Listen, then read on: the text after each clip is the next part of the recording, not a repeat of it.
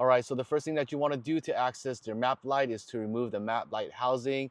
Now, depending on your vehicle model, you might have a sunglass case right here. For me, I have multi-terrain, so the one thing I'm going to be doing to access the 2 screws that are up here is to simply remove this. So you want to just tuck your fingers here, you want to gently pull, and there you go. The next thing I'm going to do is I'm going to unplug this, get this out of the way, and now I have 2 screws that are right here. I'm going to grab my Phillips screwdriver.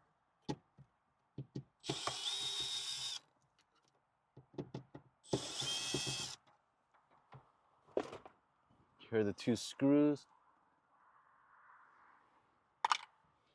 Next thing you want to do is you can gently just pop this off.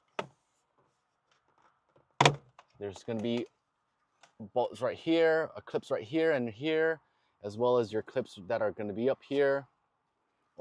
That's where the screws go on. So once you get to this part, simply just disconnect, and there you go.